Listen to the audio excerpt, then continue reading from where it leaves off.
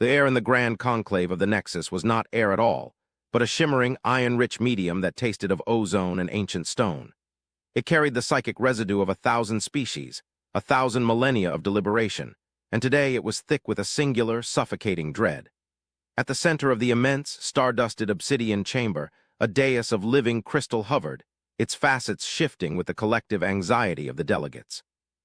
Upon it, a single holographic image burned against the void black walls, a ship. It was a monstrous thing, a silent, jagged wound torn in the fabric of spacetime. Its hull was not metal, not crystal, not any known alloy.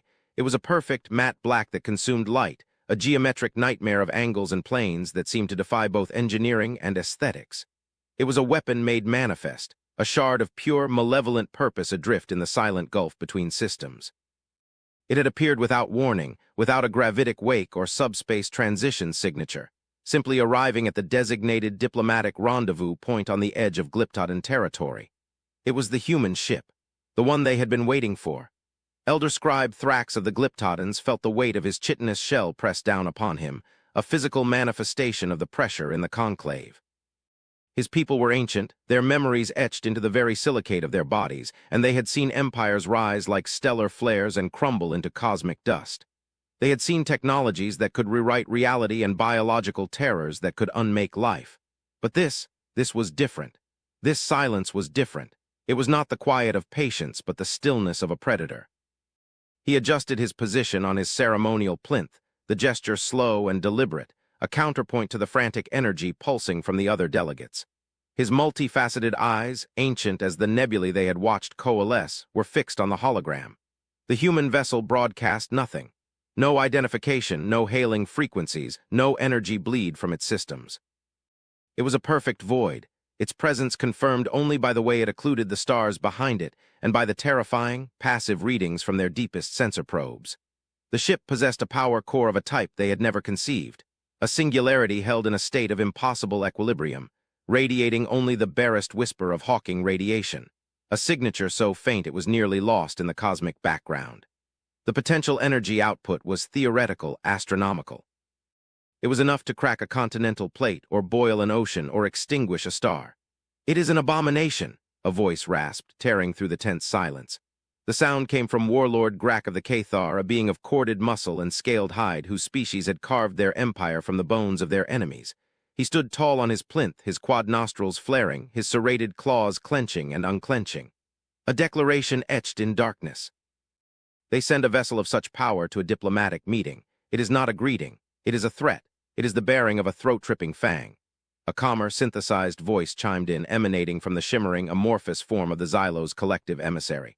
"The data remains inconclusive, Warlord. The vessel's configuration aligns with no known ship classification. Its energy signature is passive. Its tactical posture is neutral. To assume intent from architecture alone is illogical."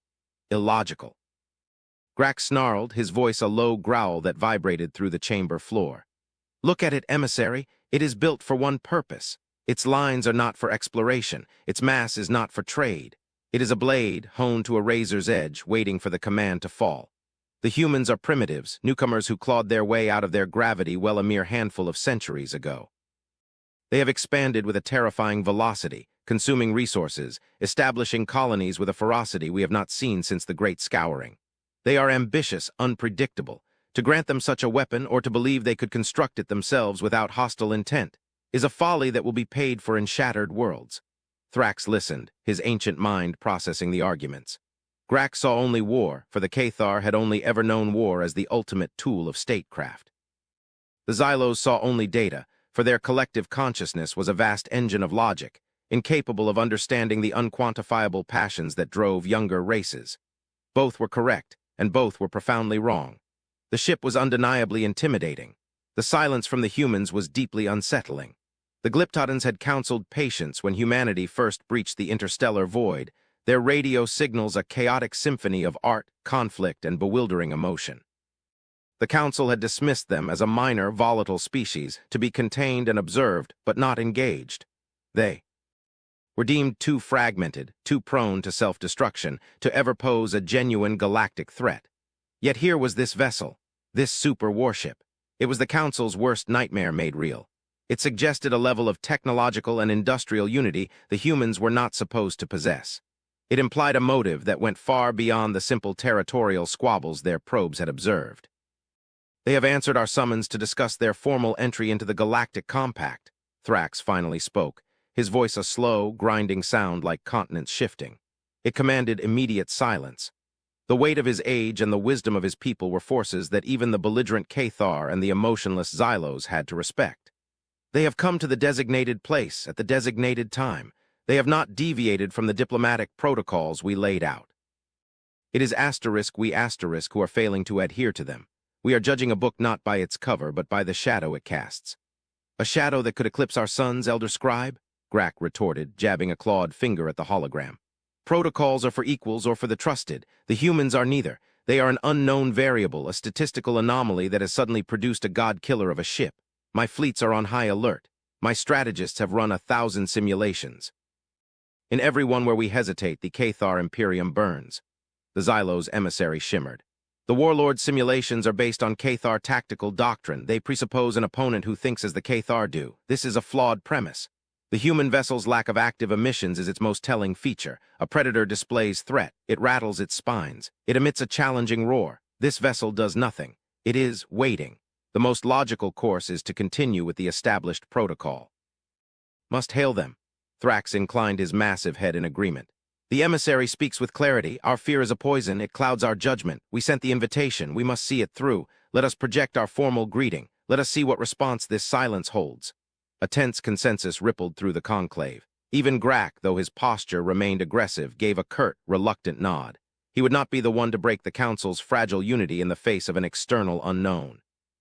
The command was given. From the heart of the Nexus, a tightly focused beam of energy encoded with the ceremonial greeting of the Galactic Compact, a complex sequence of mathematical constants, stellar charts, and linguistic primers was projected across the void, aimed directly at the heart of the silent black ship. The conclave waited. Seconds stretched into minutes. The silence in the chamber deepened, becoming a living thing, a palpable entity that pressed in on all of them. The human ship remained inert. The greeting beam washed over its dark hull and was absorbed, leaving no reflection, no energy splash, no response. Nothing. Grack's growl returned, lower this time, more menacing. "They mock us. It is a gesture of contempt, a display of power. They absorb our greeting, our offer of dialogue, and discard it." "Patience, warlord," Thrax rumbled, though a tendril of unease was coiling in his own ancient heart. The absolute lack of reaction was more unnerving than any hostile reply. It was alien, not just in the sense of being from another world, but in a way that suggested a fundamentally different mode of thought, a psychology that did not align with any of the 1,000 species in the compact. Then something changed. It was not a transmission, not a light, not a sound. It was a shift in the data flowing from the deep-range sensors. The Xylos emissaries' form pulsed with a sudden, agitated light. "Analysis update," its synthesized voice announced, a new edge of something that might have been surprise if the Xylos were capable of it. "The human vessel, it is not absorbing our transmission. It is cataloging it. The energy of our greeting is being deconstructed, analyzed, and stored at the quantum level. The process is near instantaneous and perfectly efficient. No energy is wasted. No data is lost." Before anyone could process the implications of such a technology, the hologram of the human ship changed. A single point of soft, white light bloomed on its obsidian surface. It was not the harsh, focused beam of a weapon, but a gentle, diffuse glow that seemed to well up from within the ship's core.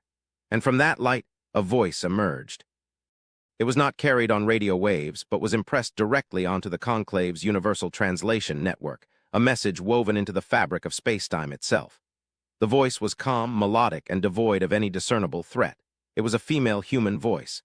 "This is Ambassador Eva Rostova of the Terran vessel Odyssey. We receive your greeting, Grand Conclave of the Nexus. We thank you for your invitation. We have traveled far to be here, and we are ready to begin tea." He dialogue. The simplicity of it, the utter calm, was a disarming blow. It shattered the tension in the room, replacing it with a profound and unsettling confusion. There was no arrogance in the voice, no menace. Just a quiet, professional dignity that seemed utterly at odds with the terrifying vessel she commanded. Warlord Grack looked momentarily stunned, his aggressive posture slackening for a fraction of a second.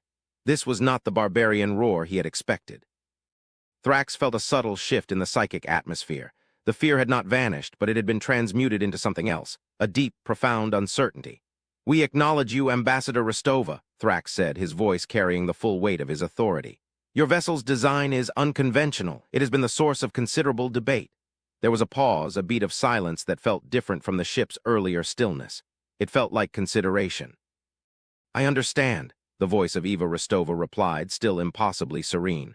"Our purpose is often misunderstood at first. The Odyssey is a vessel of unique design because it has a unique mission. We believe that when you understand our purpose, you will understand our form. We request permission to transmit a data packet. It is an introduction, a statement of intent. It is us." Grax slammed a clawed fist onto the rail of his plinth. "A trick. A viral code, a logic bomb to cripple our systems while their behemoth attacks. We will not be so foolish.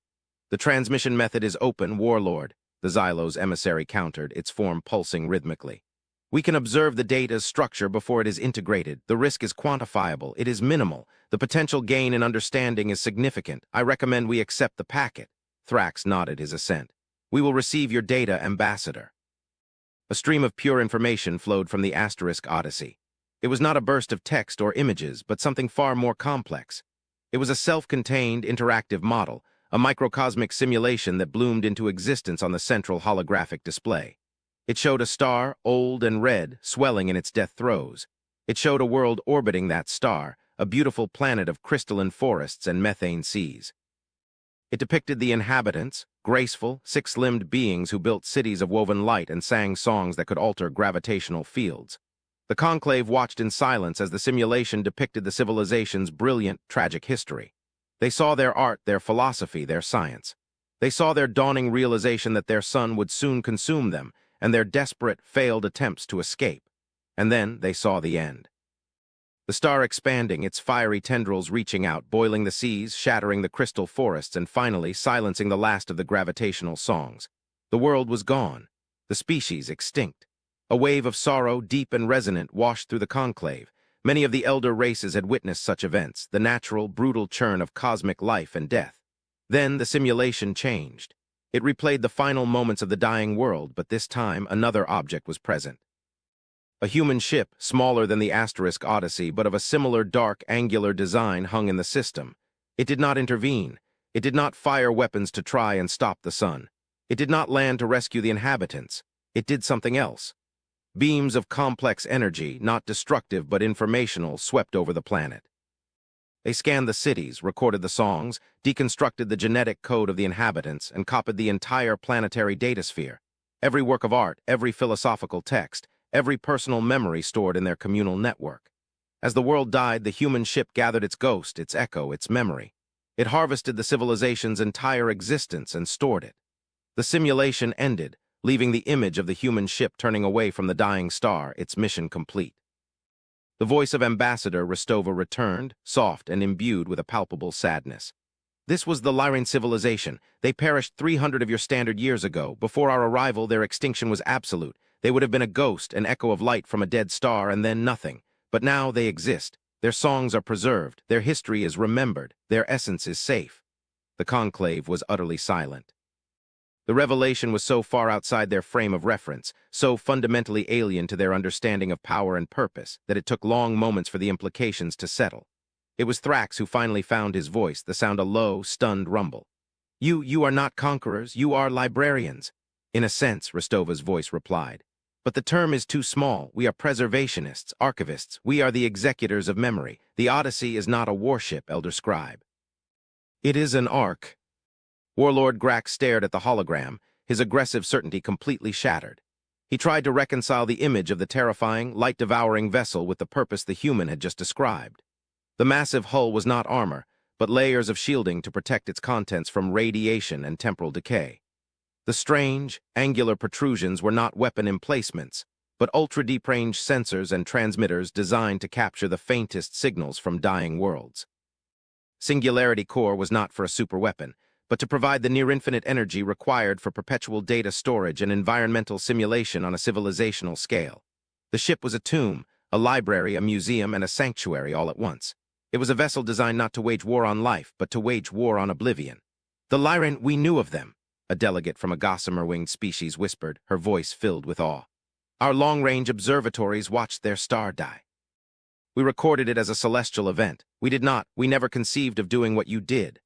"Why?" Grak's voice was strained, the word forced out of him. It was a question that burned in the mind of every being in the conclave. What is the purpose? What gain is there in preserving the dead? They are gone. History moves on.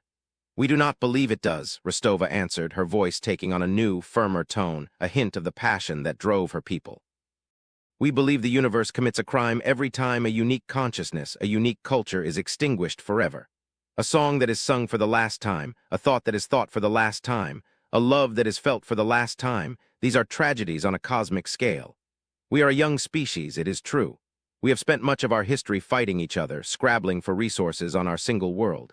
We know intimately the cost of loss. We have lost our own species, our own histories, to fire and flood and foolishness. And when we finally reached the stars, we looked out and saw a galaxy filled with wonders, but also with endings. We saw the ruins of 1 billion years of life, the faint signals of civilizations that had risen, shone, and then vanished utterly. And we made a choice. The conclave listened, mesmerized. The humans, the chaotic, aggressive primitives, were revealing a philosophical depth that was staggering.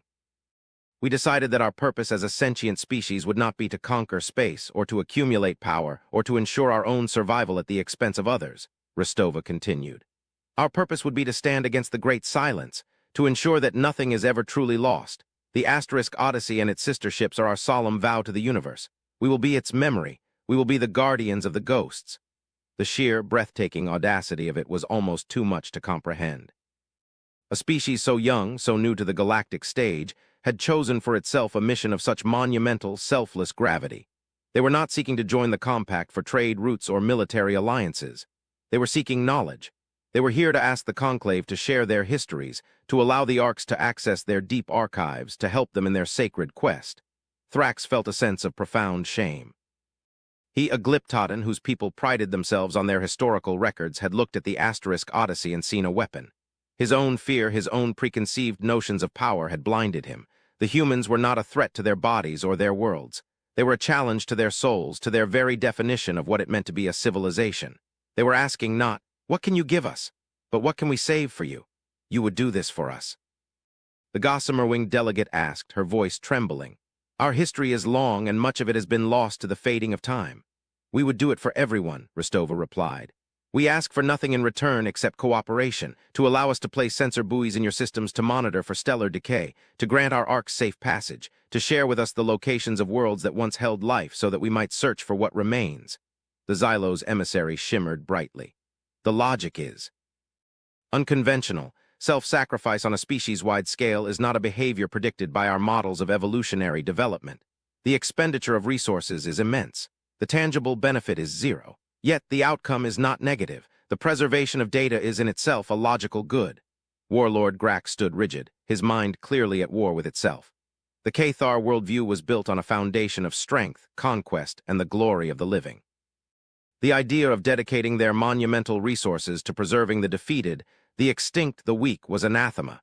And yet, the human's words had touched something deep within him.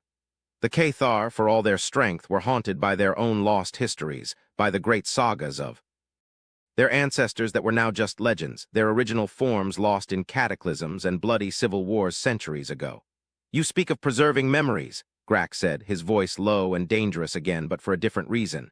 It was the sound of a being whose core beliefs were being threatened. "Show us, prove it, show us something of our own, show us a Cathar memory you have preserved."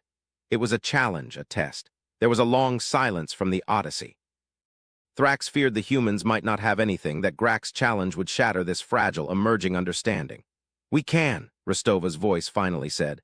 "But I must warn you, to witness a true memory is not the same as reading a historical text. It carries an emotional weight. Are you prepared?" Grak drew himself up to his full, intimidating height. "The Cathar do not fear emotion. Show us." The holographic display shifted again.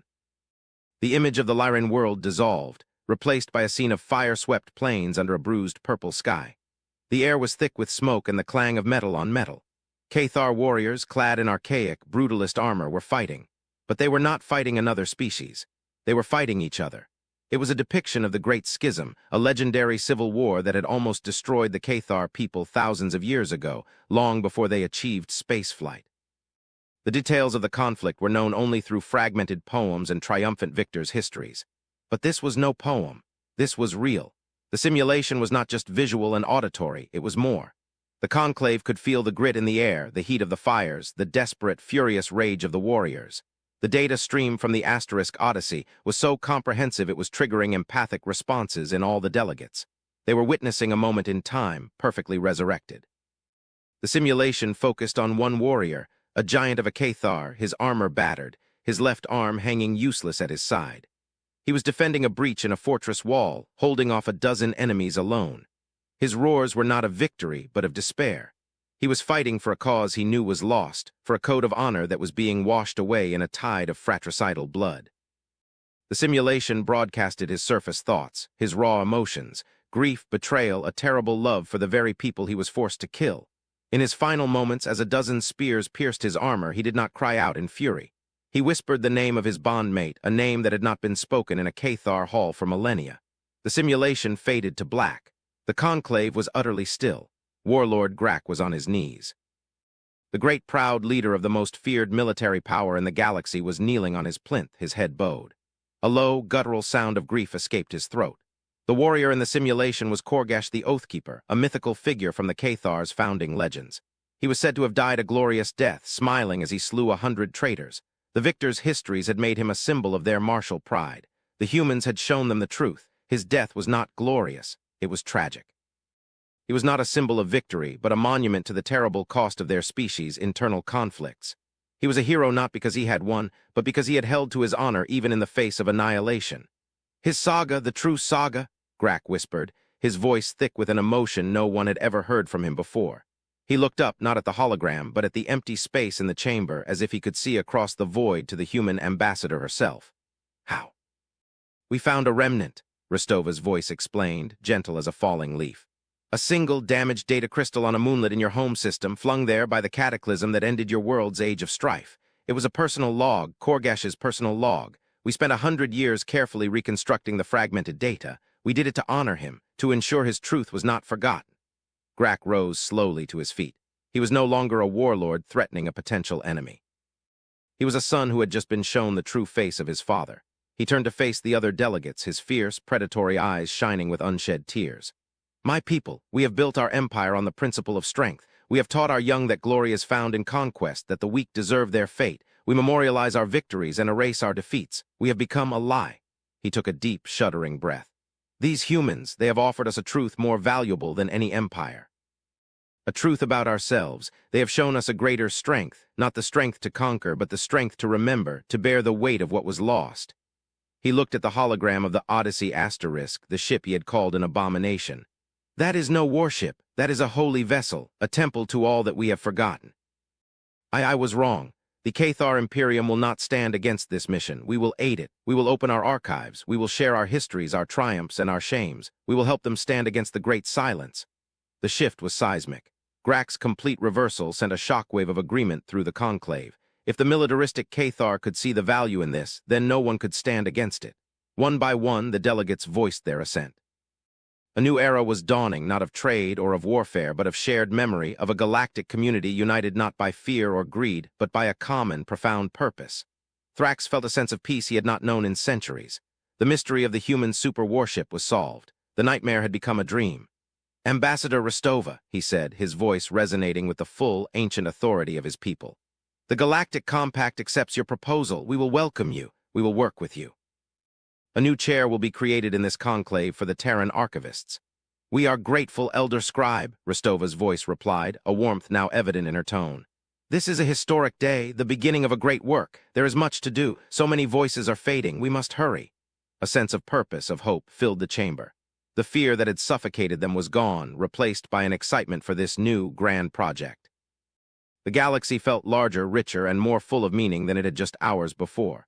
Thrax allowed himself a moment of quiet satisfaction. The crisis was averted, unity was achieved, but then he felt a nagging question, a final piece of the puzzle that did not fit. The sheer scale of the human endeavor was still difficult to grasp. What could motivate a species to undertake such a task? To dedicate their entire existence to a selfless, endless project? It was noble, yes. But it was also extreme. Ambassador, Thrax asked, the question forming slowly. You have explained your mission, and we are in awe of it, but you have not explained its genesis. What event, what discovery, could possibly compel an entire species to turn its back on conquest and expansion and dedicate itself so completely to preservation? What did you find out there that so profoundly changed you?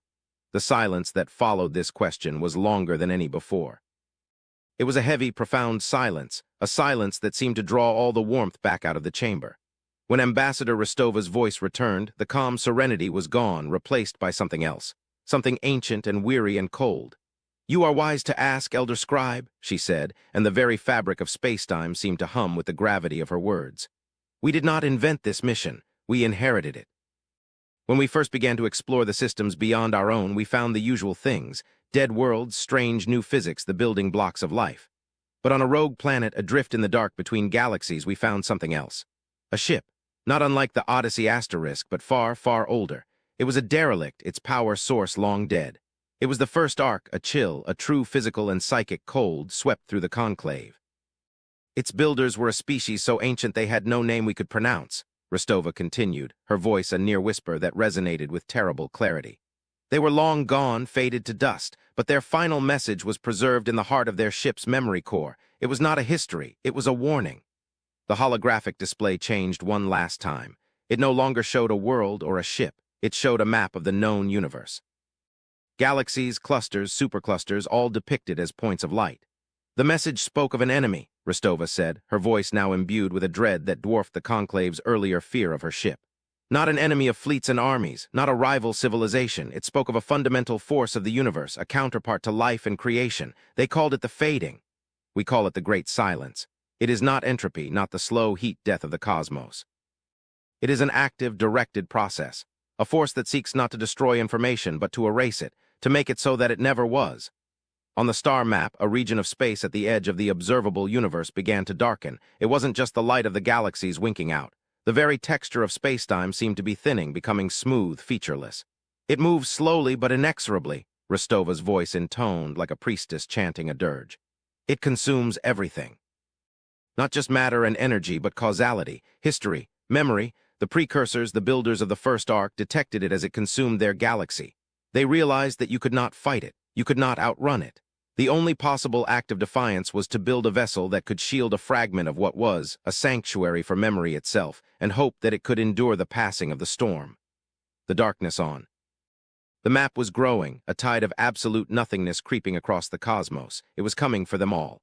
Their arc failed, it was not strong enough, but their final message, their warning, survived. It was a plea sent out into the void. "Remember us," it said. "Remember everything, for if the memory of life is extinguished, the universe will have never lived at all." The full, terrifying scope of humanity's mission was finally laid bare. They weren't just preserving the histories of dead civilizations for sentimental reasons. They were building a bulwark against cosmic, metaphysical annihilation. The Asterisk Odyssey and its sister ships were not just libraries. They were lifeboats for reality itself. Their mission was not born of choice, but of a terrible, universe-ending necessity. The fear in the conclave returned, 100 times stronger than before, but it was a different kind of fear. It was not the fear of a potential enemy, but the existential terror of a creature staring into the abyss and seeing it stare back. They were not at the center of the story. They were a footnote in a far older, far larger, and far more frightening saga. Thrax looked at the hologram of the Odyssey asterisk, the ship he had once thought to be the Galactic Council's worst nightmare. He had been so wrong. The ship wasn't the nightmare. The nightmare was the reason the ship had to exist. And the humans, the volatile, unpredictable newcomers, had not brought war to their doorstep. They had brought a terrible, unifying truth. They had come to recruit them for a war far grander and more desperate than any of them had ever imagined. A war for the soul of the universe itself. And as the Elder Scribe looked upon the silent, black vessel, he understood that humanity's greatest weapon was not its technology, not its power core, not its super warship. It was its calm, resolute, and utterly terrifying refusal to let the darkness have the final word.